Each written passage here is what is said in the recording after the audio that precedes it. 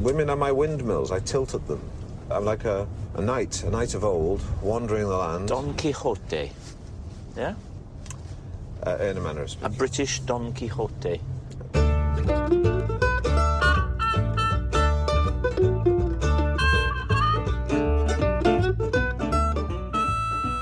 Oh, Adam. Oh, what's happened, Ash? You got that look on your face. Well, we've had a bit of a calamity here. It's been a bit quiet on the podcast front. Oh, we're finally stopping doing it, aren't we? Almost that bad. We've stopped doing one. One has stopped doing itself, as when far I as I can tell. text you saying the podcast is cancelled, you maybe celebrated a bit quickly. I just meant one podcast is cancelled. Which one? Well, you know that lovely Christmas Carol episode we did? The one we poured our hearts and souls into. Yeah. Yeah. And poured quite a lot of Prosecco into as well, because it also happened to be the occasion of our 50th episode. And what happened to it? It got mangled somehow. An audio gremlin mangled it. Are you telling me your dog ate the podcast? I think my pod dog ate the podcast. It must have got into the wiring somehow. But I listened back to it, and it's... So is it balked? I don't remember us recording it through a washing machine, but apparently that's what we did. We've never used microphones. We always just used the whatever onboard recording equipment was on our washing machine. Yeah. You do get quite scuba after a glass of Prosecco or two. I'd forgotten that. I'm going to blame you. Okay. So, unfortunately, our planned and very warm recording of our 50th episode, Christmas Carol, didn't work. So we're going to reschedule. I didn't want it just to end up being a James Patterson. So it's going to be today's episode, or at least the first part of today's book, which is Don Quixote. We actually recorded it ages ago, and we've since moved to record in a new location. So we're literally underground. Yeah, if you feel your head being sort of jerked around geographically, and you start getting a headache, like some people get a headache during storms, it's because you're being swept from one postcode to just the outer edge of the same postcode. It's been a huge move for us. Yeah, well, we are now literally the underground of podcasts. Yeah, we are actually recording underground now, which is cool. Well, let us, if you have any feedback on how it sounds, if you can hear potentially might be able to hear some sort of freezer. Yeah, we're recording this in an industrial meat freezer. Into a walk-in fridge. I can't really remember how our recording of Don Quixote went, but here it is. Here it is. And we will be back with our 51st and so on. And don't think for a moment that we are going to let Christmas Carol lie. I did think about trying to put out bits of it, but any of the usual tricks of audio rescue only made it sound worse. It was sort of like doing CPR to someone who'd like fallen off a skyscraper. It was just making more of a mess. But you felt like you were doing something. Yeah, well, I felt like I was it was quite satisfying just to make it sound as horrible as possible. Really destroy it. But unfortunately, we've lost that. We've lost us chinking glasses and, can you say chinking? Clinking glasses. Clinking glasses. And all of that nice stuff, unfortunately. But next Christmas, we'll try again. For the third year in a row, we'll do some sort of Christmas Carol related endeavour. Okay, well, anyway, here's Don Quixote. Enjoy. Bye. On the 16th of January, 1605, a Spanish novel called El Ingenioso Hidalgo Don Quixote de la Mancha was published and was an immediate success. Most of the 400 copies printed in its first edition were sent across the Atlantic, its publisher hopeful for some New World money. Unfortunately, the vast majority of these precious copies were lost at sea when its ship was wrecked off the coast of Cuba. Less than 100 Don Quixotes survived in the Western Hemisphere, but undeterred by their trials, they were last seen sallying on from Lima towards the ruins of the Incan Empire. Back home, Don Quixote was popular enough to command reprintings and further editions. Whilst the novel's author was being shafted out of his royalties by his publisher, pirate editions were circulated, the names of Don Quixote, Sancho Panza and Miguel de Cervantes becoming famous across the continent. It took 7 years for a translation to appear in England, an edition which playwrights John Fletcher and William Shakespeare read and pillaged for play material. So the novel might not have immediately transformed the life of its author, but it would make a lasting impression on the history of literature and philosophy for centuries to come. Dr. Johnson described it as one of the only books he desired to be even longer than it already was. Coleridge called it a novel you read through once or twice only, but which you read in repeatedly. Literary fisticuffs broke out and continue over whether or not Don Quixote is the first modern novel, many critics feeling that indeed it is, and that no one since has topped it. Lionel Trilling, for instance, said all prose fiction is a variation on the theme of Don Quixote. Depending on who you ask, the Romantics either immortalised or ruined Don Quixote. They were drawn to his doomed idealism and imagination, and saw him as less of a buffoon than a sincerely heroic knight. In the illustrations of an 1847 edition, Stephen Alonso Schoff engraves the Knight of the Sorrowful Face as an exemplary specimen of chivalry, handsomely armoured and refined. Nothing at all like the depictions done by Cruikshank, the illustrator of Dickens we met in our episodes on the Pickwick Papers, whose grotesque caricaturist style is on full show in his drawings of a dithering, reed-like Don and a gorging, pig-like Sancho Panza.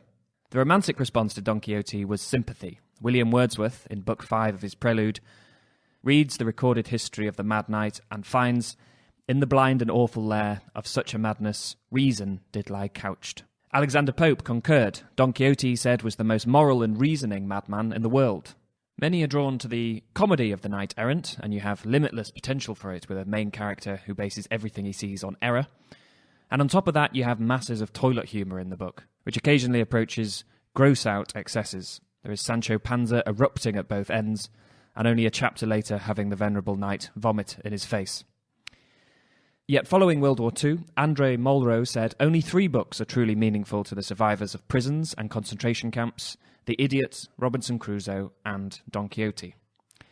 As for the author himself, he was modestly hopeful that his work might contain multitudes. As he said in his prologue, "Idle reader, without my swearing to it, you can believe I would like this book, the child of my understanding, to be the most beautiful, the most brilliant, and the most discreet that anyone could imagine." I've never had to ask you this before, but how do you actually pronounce the book we're talking about? Don Quixote. It is Don Quixote, according to many English scholars. I know it's not Quixote. I think Quixote is an over-pronunciation. Don Quixote, yeah. So I've always said that, though. So have I. I don't know what cultural touchstone we've both latched onto in our language that's pronounced as Don Quixote.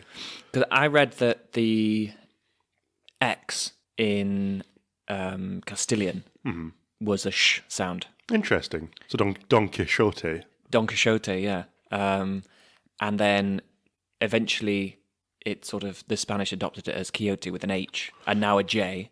Well, I think that the book itself is credited with establishing much of the modern Spanish anyway. It's one of those power books. Like, you've heard about Quixote? Or did we talk about this last time? I don't think we talked about it briefly, but I don't think we actually got into it. French pronounce it Quixote with the CH. But I don't understand that. I think it's the logic behind English people saying Don Quixote because we say quixotic. I don't think it's that deep. I think it's literally just people pronouncing what is in front of them. Yeah. And in English, the X is just a k. Yeah. Yeah. It's a break. Yeah. Got in my notes that the kind of Spanish that Cervantes was writing in was less common than the Spanish that was around then. Oh, really? And much of the modern Spanish is credited to his spread of that dialect through the book. Jorge Luis Borges says, "I first read Don Quixote in English. When I reread it in Spanish, it seemed to me a poor translation. Given that it seems unlikely that in some odd way Don Quixote works better in English than Spanish, we can assume that the version Borges read in Spanish was simply worse, Cervantes' words, to paraphrase Dryden, in less accord with that particular translator's genius. Read any 2 translations of Don Quixote and you will have the same experience as Borges. I feel lucky to have first read Edith Grossman's translation of 2003 and have her sentences and characterizations shape my own personal definitive Don. Since then, I've flicked through others such as Samuel Putman and Burton Raffel, read sections of Tobias Smollett and J.M. Cohen quoted in books of criticism, but nothing feels quite as right as Edith Grossman's version. In other translations, the scenery creaks, the actors tire. Reading Grossman's, I can understand the ecstatic reaction of Dr. Johnson saying, if only it was longer, which is quite a statement, given that the novel frequently weighs in at over 1,000 pages. It's hard to pinpoint what is so successful about Edith Grossman's translation as a monolingual non-academic, But what stands out in comparison to the others that I've come across is that somehow her version seems to overlook nothing and yet never feel scholarly, which, given the tonnage of scholarship that goes into an endeavour like translating Don Quixote, is saying quite a lot. Perhaps part of it is to do with her separating the bits that are supposed to feel old from the rest of this very old novel. As she says in her translator's note, when Cervantes wrote Don Quixote, his language was not archaic or quaint. He wrote in crackling, up-to-date Spanish that was an intrinsic part of his time. This is instantly apparent when he has Don Quixote, in transports of knightly madness, speak in the old-fashioned idiom of the novels of chivalry. Whose translation did you read, incidentally? I think the copy I had was the original one, the Irish guy. Oh, really? Yeah. It's a way. I was reading my dad's copy, which is a big academical style. The first English one, Uh-huh. we're dangerously close to veering into just talking about Shakespeare, was, I think, published in 1612. Interesting. So just about time Yeah. for Shakespeare to have read it, although he could have read it in Spanish or in a previous translation. Well, this is all based on the assumption that Shakespeare could read. Let's not open that can of worms. The first English translation by John Shelton appeared in 1612. This was the version that Shakespeare and John Fletcher read before collaborating on a play now lost. However nice it is to imagine Shakespeare having created a famous fat knight in Falstaff early in his career, bringing to life late in his career Cervantes' thin knight, it seems that Don Quixote does not in fact make an appearance. The play, called Cardenio, or Double Falsehood, takes for its inspiration one of Cervantes' interpolated stories.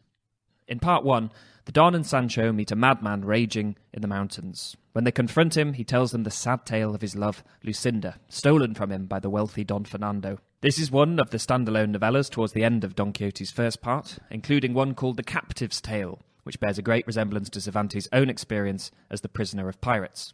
Whilst they hold autobiographical interest, if we are to judge by their absence in part 2, the inset stories were criticised at the time, and suspected by Vladimir Nabokov to be the padding of a tired author.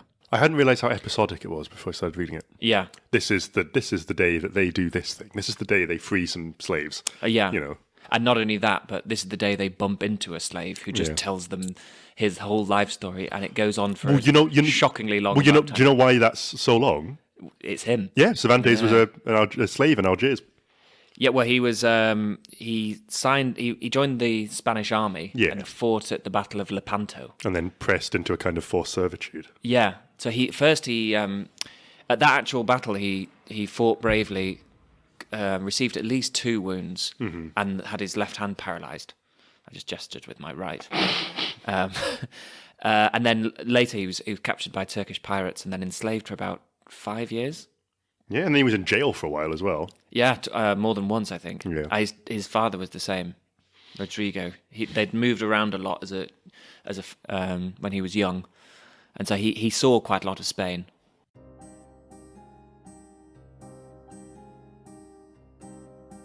Miguel de Cervantes was born in 1547 in Alcalá de Henares, a university town near Madrid. Later he acquired the additional surname Saavedra. His father was a barber surgeon, frequently in debt during Miguel's early life. The family had to move around a lot. Rodrigo de Cervantes was sued and jailed, and young Miguel's education frequently interrupted. He spent 6 years in Italy and fought at the Battle of Lepanto, in which he lost the use of his left hand. Later he was captured by the Turks and spent years in captivity before finally being ransomed back to Spain in 1580. Here he realised there would be no reward for his service and suffering, and no chance of a further military career with the use of only one hand. 4 years later he married, and the following year he published La Galatea, a pastoral novel. During this time he continued to work on plays, as a successful career as a dramatist could be very lucrative. However, his efforts failed to attract an income, and were always unfavourably compared with the plays of Lope de Vega. He found work as a commissary in Andalusia and applied for posts to the West Indies until, like his father before him, he was arrested for debts in 1592. He was jailed in 1599 and again arrested in 1605. Traditionally, it is thought, he began writing Don Quixote in prison. According to Manuel Duran, he became a writer almost out of desperation. What else could he do? How could he earn a living? He began to write out of love of literature, but also probably out of desperation, hoping to find in his literary career a source of income. Perhaps here we see how Cervantes arrived at burlesquing a format as a viable way forward.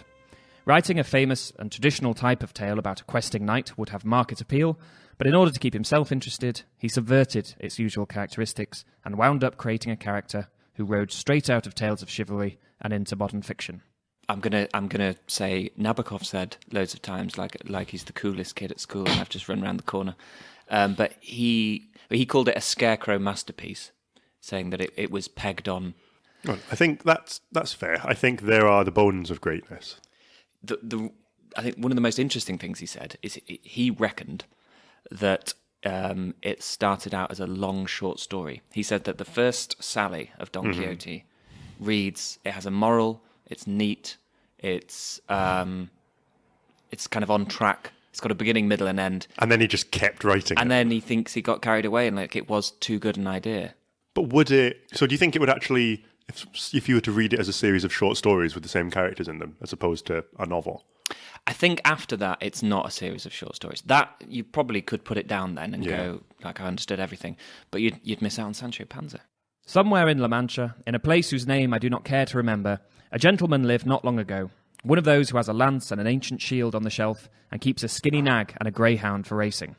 The novel begins with Don Quixote's birth. A respectable hidalgo of around 50 loses his mind reading books of chivalry, tales like those of Amadis the Gaul and Percival, tales of knights errant, the idealistic warriors who wander the earth in search of victories, to perform invariably in the name of some beloved lady. Our hidalgo's former name was Alonso Quijano, but he now rechristens himself in the chivalrous mode as Don Quixote, the word Quixote being a piece of armour protecting the thigh. He sets about equipping himself with the trappings of knight-errantry, cobbling together armour and securing an old nag for a steed, who also gets a chivalrous revamp with the name Rocinante, a multivalent pun, Rocin meaning a dud horse and ante meaning before or previously. To Quixote, the name is an elevation of status. No longer an old nag, Rocinante is now the foremost steed. Most importantly of all, he selects more or less at random a neighbouring farm girl as his sweet lady, for whom he will dedicate his victories and in whose honour compose mournful poetry. She gets the name Dulcinea del Toboso and remains for the entire novel utterly unaware of her involvement. Quixote doesn't let practicalities get in the way of a good quest, as we discover after he finishes fashioning himself a helmet and checks its strength with his sword. In order to test if it was strong and could withstand the blow, he undid in a moment what had taken him a week to create. He could not help being disappointed at the ease with which he had hacked it to pieces. After making another and learning his lesson, he doesn't test it. Appearances for Don Quixote are of utmost importance. Even before he has started doing any errant business, he anticipates his own chronicler, happily imagining the time when the true history of his deeds will come to light. For his first sally, Don Quixote comes across what he believes to be a castle, ideal for the final officiating of his knightliness, for he requires a lord, as this castle doubtlessly has, to dub him as a knight, while Quixote himself holds a long vigil, gazing over his armour. Small realities threaten to become obstacles. The castle, for starters, is in fact an inn, the lord merely an innkeeper. But to Don Quixote, such obstacles are trivial. And here we see the full force and robustness of his projected reality. The innkeeper was initially bemused by his strange guest, but after the mad knight begins to wreak havoc, bows to Quixote's vision of life and performs a pretend ceremony in order to get rid of him. The Don, embattled already but satisfied, heads on his way, causing more trouble and eventually being severely beaten and left on the side of the road. Providence will escort him back to his home in La Mancha to recover his strength in time for a second sally. During one moment of this first one, we witnessed the extent to which Don Quixote will simulate behaviour. Because for the majority of the novel, Quixote has an audience. Whether it is Sancho Panza or the innkeeper or various travelling characters he strikes dumb on the road. But here he has no one. After leaving the inn, and upon reaching a crossroads, not knowing where to turn, he recalls the hours knights-errant would spend considering and reasoning the way. Rather than actively pondering, in order to imitate them, he remained motionless for a time, and after having thought very carefully, he loosened the reins and subjected his will to Rocinante. We have here a feeling that will recur throughout the novel, that Don Quixote is attempting to right himself, and like many writers, he's going to discover that it's much more easily done with a collaborator to bounce ideas off. At this point, the knight still lacks a squire. So once again, this one was more planned. Once again, we've ended up on our universal theme of adventuring male friendships. Yeah, exactly. Yeah, we had to do this one because it was the one. We've been saying words like picaresque and this is the predefining version of this relationship in literature. The idea, it goes all the way back to like clever slave, stupid master. Yep. But this is the first example of it in a real modern sense of two people of differing social classes go on a wild adventure together. Yeah. Sancho is a farmer who Don Quixote employs as his squire. Nabokov called him a sack full of proverbs, which reminded me of, I think this must have come up in our Stephen Jarvis episode, but the relationship between, the similarity between Pickwick, Don Quixote, and Sam Weller. Oh, yeah. And Sancho Panza is so striking. It is literally like you've just swapped the fat and thin around. Yeah. Do you know a man named Don Quixote? Never heard of him. The scarecrow of a man with a lance. He's making trouble everywhere. He must be here. I saw his horse outside. And he's always with a fat fool whose name is Sancho Panza. Sancho is described as a poor but good man, lacking in brains. His surname Panza means paunch. Sancho's appetite will be a recurring source of comedy, and his physical contrast with the bony knight, who resembles a graphism in the words of Foucault, has been made the most of by illustrators over the years. In order to convince Sancho to come along, Quixote promises him an insula to govern. As the story progresses, Sancho will appear on occasion to be convinced by the Don's extravagance and confidence, and at other times to use his intimacy with his master's madness to his own advantage. One of the pleasures of the book is guessing at how much or how little Sancho perceives and believes, and to what extent he is along for the ride. To some, Sancho is the heart of the book, a kind of translator himself, at times valiantly trying to fashion or phrase a bridge between the world as Don Quixote sees it and the world as it is. Others, such as Nabokov, are less convinced, calling him a sack full of proverbs and a not particularly likeable or intelligent character. Kafka famously imagined this literary friendship reversed. Don Quixote was merely an imaginative creation of Sancho's. It is the fat man who has gorged himself on books of chivalry and dreamed up the necessary agent to embody them, Don Quixote. While Sancho is traditionally identified as the poor man in bondage, and Don Quixote the idealistic old hidalgo free to roam, in Kafka's reading, Quixote is bound by his quest and duty to chivalry, while Sancho remains a free man. Quixote as a man, as a character, he's hard to pin down because he has his moments. You don't know if he's truly as witless. Well, he's not witless. Witless? He's not quite witless. He may be mad. One of the big critical questions, I think, and what people argue about the most is like, is he insane? I don't think he's insane. No. Do you think he's insane? No, I don't. I see him as willfully eccentric. The madness of Don Quixote does have rules. His chivalry requires an object, which he dutifully invents in the form of the Dulcinea del Toboso. Rather than his queen being someone he might have long desired as Alonso Quijano, it is someone he picks at random, showing just how far he has erased Alonso and how totally dominant the persona of Don Quixote has become. When Sancho, who knows the farm girl Quixote selected, discovers it is she who is the object of his master's devotion, he laughs and says, "I know her very well, and can say she can throw a metal bar as well as the brawniest lad in the village." Quixote fumes at this, but we sense his anger is straight out of chivalry. How dare Sancho, a mere squire, insult the immortal Dulcinea?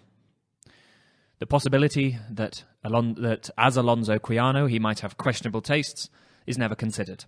Some critics have suggested the choice of a local farm girl is no accident, and that Don Quixote has a repressed sexual desire for his niece, but there seems nothing except the existence of a niece on which to base this. To me, the Don's romantic behaviour seems quite consistent and easy to follow.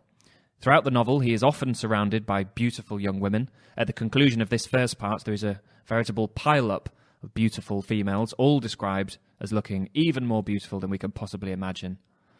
And yet the Don never ditches his illusory Dulcinea, whom, it should be noted, even within the context of his fantasy, he is unlikely ever to be with. Even with the loophole of enchanters at his disposal, with which he explains away several of Sancho's concerns and reasonings, as simply the result of Sancho being enchanted, the Don never connives a reason to be with a real woman. When he experiences a moment of temptation in Part 2, it is a self-conscious bit of temptation, because being tempted is a very knightly sort of thing to happen to you, like Lancelot, for example. All this means Don Quixote profits by no ordinary metric through his adventures. He makes no financial profit and has no romantic conquests. The question of why Don Quixote loses his wits has kept critics guessing for years. Miguel de Unamuno says that Quixote lost them for our sake, for our own benefit, so as to leave us with an eternal example of spiritual generosity. After his first sally, Quixote's friends, the barber and the priest, decide the best thing to do is to burn his library. The books, after all, were what drove him mad. In an extended sequence, they rid Quixote's library of all the books of chivalry, saving a few here and there they think to have some worth, including Cervantes' own previous novel, La Galatea. But the majority of those brain-rotting books are thrown onto the fire. Don Quixote is the greatest book of all time. Is it? Nabokov's absolutely brutal about this. Just says it's not even one of the. It's not even. Ringo's not even the best drummer in the Beatles. Yeah, he has. That's his opinion is, the character of Don Quixote is immortal. The book is baggy and ragged and very inconsistent. Well, the prose has not aged well. That's interesting. As in the structure, the way it all hangs together, you can tell that this was somebody writing in a style for which there wasn't really a guide. Just out of interest, because I've read 2 translations now. Okay. I gave up on the first one years ago, and I thought it was just dry and crap and unfunny. That's probably the one that I read, because I read up about the translation because I was enjoying it so little. I was already so far through. And it was one of the earlier translations that was deemed to be too literal. Right, okay. So I think I may have read Don Quixote, the boring version. For reference, or for any listeners who might be persuaded by this not very glowing review we're giving, mine was by Edith Grossman. I think it's from about 2003. I'll go find out at some point who translated mine, because I think it might be from the 19th century. Right, okay. Hers is really funny. The first time I read it, I just read the whole thing through just like it was... You know when you open that kind of book and the footnotes are so big that it's like a really horrible push-up bra. Yeah. Like the prose is just squeezed to the top, and it's just like endless notes. It's not like that at all, but it's like just as much footnotes as you'd like. Okay. And really, for next time, I'll look out who translated mine. The 2 forms of literature most commonly referred to in reference to Don Quixote are the chivalric romance and the picaresque. The consensus you'll hear on Don Quixote and books of chivalry is that they were immensely popular works that got under Cervantes' nose. In retaliation, he wrote a 1,000-page novel, motivated solely by his desire to destroy the genre. After all, in his epilogue to Part 2, he declares, "My only desire has been for people to reject and despise the false and nonsensical histories of the books of chivalry, which are already stumbling over the history of my true Don Quixote." He was successful, according to consensus, and his burlesquing of the form, in the famous words of Lord Byron, smiled Spain's chivalry away. Books of chivalry had been around a long time when Cervantes turned on them. The French led the way in versified romances of chivalry from the 12th century onwards, in works such as William of Palerme and the Vulgate Grail Cycle. In Spain, according to Ramon Menendez Pidal, this medieval romance had a very late revival. The romance of chivalry, which during the Middle Ages had scarcely produced any original works in Spain, and which in France was completely forgotten, enjoyed in the plenitude of the Renaissance a profuse flowering which spread from the peninsula throughout Europe. He goes on to say, the last highly successful romance of chivalry, the one that survived the longest, was Diego Ortúnez de Calahora's El Caballero de Febo in 1562, whose adventures furnished plots to the courtly theatre of Queen Elizabeth. In Don Quixote, we get the impression that books of chivalry were around everywhere in Cervantes' day. Pidal says the literature was not dying of old age, yet by 1605 books of chivalry had been in decline for some decades. The romantic spirit of the genre persisted. The publication of Don Quixote coincided with what Nabokov calls a pathological orgy of sonnet-making throughout Europe. But as for Cervantes' wrecking chivalry, Nabokov's impression was that all this has been dreadfully exaggerated and that Cervantes did not destroy anything. And he is backed up on this by Guy Davenport, who says Don Quixote had no effect whatsoever on the health of the romance. It simply invented a robust and parallel tradition which moved alongside ever since. A Richardson would now have a Fielding. It's easy to get carried away in picturing Cervantes putting chivalry to the sword, but while the form resembles a constant punching bag throughout the book, It serves more as the wooden posts this scarecrow masterpiece is hung on. For a number of reasons, the theory that the novel is dead set on the erasure of popular books of chivalry just doesn't hold up. Firstly, financial reasons. As we know, Cervantes at this point in his life couldn't afford to write solely for pleasure. It makes very little sense to launch an attack on what the nation most loves to read. Much more likely, Cervantes decided to parody a familiar but old-fashioned form that his reading public might feel warmth for, but nothing as strong as loyalty. Even if chivalric novels were all the rage, think how often a supposed send-up of a popular form ends up being an exemplary rendition of its target. How many supposedly subversive superhero movies are there, for instance? Superheroes, incidentally, being lycra-clad evidence that the tradition of chivalrous knights-errant narratives being alive and making more money than ever. Secondly, and running on from that, the novel displays far, far too much familiarity with books of chivalry for the reader to sincerely believe Cervantes wants the whole back catalogue cast out. When any genre or franchise wanes, it is the fans that criticise it the loudest. The people who couldn't care less are nowhere to be seen. Thirdly, novelist fatigue. Now, this is a bit more conjectural, but I can't believe that any decent writer can garner 2 novels worth of puff on ripping up a genre. It's a useful device, sturdy enough to make a framework out of, but not to keep you going at it for 1,000 pages. Finally, the idea that Cervantes would be all for banning books just seems silly. It would be silly for most writers, but for historical reasons, Cervantes had even more cause than most to be sensitive to the idea of books being burnt and banned. But for more about that, you'll have to join us for part 2. Taking down books of chivalry seems almost like a metatextual joke that gets a bit out of hand. We should remember reading Cervantes' prologues and epilogues that he has made himself a character in the novel too. We've seen that his previous novel was spared from the fire, and in The Captive's Tale, the narrator references some Spanish soldier with the surname Saavedra, or Saavedra, the name Cervantes took later in life. The name of the narrator's captor is Arnaut Mami, the same pirate who took Cervantes hostage. In his prologue, the author claims a detached relationship with his own novel. Having invented an imaginary translator for this true history, Cervantes describes himself as a stepfather, not father, to his book. And the idea of fathering a text brings us to the picaresque. Good book. Oh, yes, sir. A satire. At first reading, it purports to be a picaresque romance. But to the educated eye, it's more of a satire on the morals and manners of society. Ooh. Tell me something funny from it. The picaresque was a much more recent and local development in literary history. Whilst the work of Ovid and Chaucer have elements of the picaresque, the form began properly with the 1554 novella Lazarillo de Tormes, anonymously published in, of all places, Cervantes' town of birth. Picaresque fiction was episodic and biographical, tending to begin with a character's birth and end in their death. A character called Pasamonte, a criminal freed by Don Quixote, informs him in a famous passage that he is working on a book even better than the story of Lazarillo. How is the book titled? Asks Don Quixote. The Life of Gines de Pasamonte. And is it finished? How can it be finished if my life isn't finished yet? What I've written goes from my birth to the moment they sentence me to the galleys this last time. It is fitting that Gines is a criminal. The picaros, where the form takes its name, were rogues or scoundrels. Other characteristics of the picaresque include an attention to social realism, characters of lowly beginnings, and a satirical or grotesque sense of humour, inspired by the Milesian tales such as Apuleius' Golden Ass, which we covered on a previous podcast. The picaro's adventures will often take digressive routes through interpolated stories. We've mentioned several already. There's The Captive's Tale, The Man Who Was Recklessly Curious, and of course, the story of Cardenio. What was I going to say with that? Oh, yeah, so, because there's the whole thing about Cardenio. Yes. We're charging ahead now, but one of the isolated stories in Don Quixote is the story of Cardenio, the lover who goes mad and runs into the hills. So many episodes. So did you know there's a lost Shakespeare play called Cardenio?